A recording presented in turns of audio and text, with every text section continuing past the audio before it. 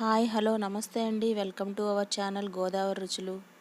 ఈరోజు వీడియోలో చికెన్లో అసలు ఒక చుక్క వాటర్ కూడా పోయకుండా టేస్టీగా ఎలా వండుకోవాలో చూద్దాం. వాటర్ లేకుండా అసలు ఎలా ఉడుకుతుంది అనే డౌట్ అవసరమే లేదండి. అలాగే చాలా టేస్ట్గా కూడా ఉంటుంది ఈ కర్రీ. వీడియోని స్కిప్ చేయకుండా చూడండి. ముందుగా 1 కిలో చికెన్ని శుభ్రంగా కడుక్కొని పక్కన పెట్టుకోండి. అప్పుడే పట్టుకున్న అల్లం వెల్లుల్లి పేస్ట్ అయితే టేస్ట్ చాలా బాగుంటుందండి. అది ఒక 2 స్పూన్లు పడుతుంది. అలాగే 1 స్పూన్ గరం మసాలా పౌడర్. ఇప్పుడు ఒక గిన్నె పెట్టుకొని అందులో ఒక 100 ml వరకు ఆయిల్ పోసుకొని ఆయిల్ వేడెక్కాక ఉల్లిపాయ పచ్చిమిరపకాయలు వేసుకొని వేయించుకోవాలి. ఆయిల్ బాగా కాగాక వేసుకుంటే తొందరగా మగ్గిపోతాయండి. గరిటెతో తిప్పుతూ వేయించుకుంటూ ఉండాలి. గోల్డెన్ కలర్ వచ్చే వరకు వేయించుకోవాలి. అందులోనే ఒక 2 స్పూన్లు అల్లం వెల్లుల్లి పేస్ట్ వేసుకొని అది కూడా పచ్చివాసన పోయేదాకా వేయించుకోవాలి. ఇలా ముందే వేయించుకుంటే టేస్ట్ చాలా బాగుంటుందండి.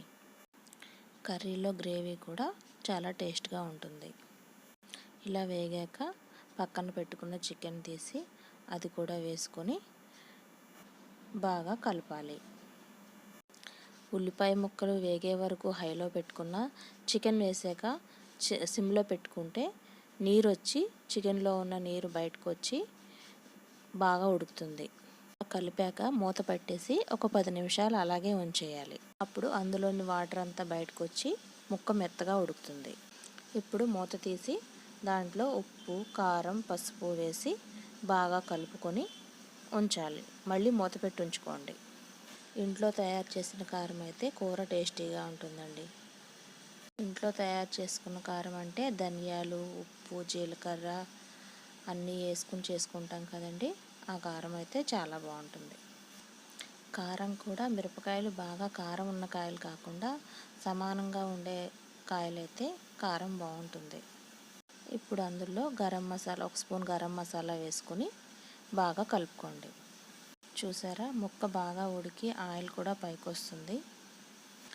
ఇది మా అమ్మగారు చేసే స్టైల్లో కర్రీ అండి. చాలా టేస్టీగా కూడా ఉంటుంది.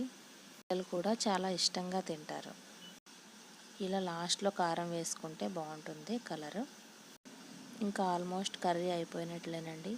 ఇప్పుడు చివరిగా కొంచెం కొత్తిమీర వేసుకొని ఒకసారి మళ్ళీ పైకి కిందకి బాగా కలుపుకొని మూత పెట్టి ఒక 2 నిమిషాలు ఉంచి స్టవ్ ఆఫ్ చేసుకోవడమే. మా పిల్లలైతే టేస్ట్ చూస్తానంటూ ఉత్తి ముక్కలు తినేస్తూ ఉంటారండి. ఒకసారి మీరు కూడా ఇలా ట్రై చేసి చూడండి, చాలా నచ్చుతుంది. ఈ కర్రీ బిర్యానీలోకైనా, వైట్ రైస్లోకైనా, చపాతీలోకైనా, రోటీలోకైనా చాలా బాగుంటుందండి.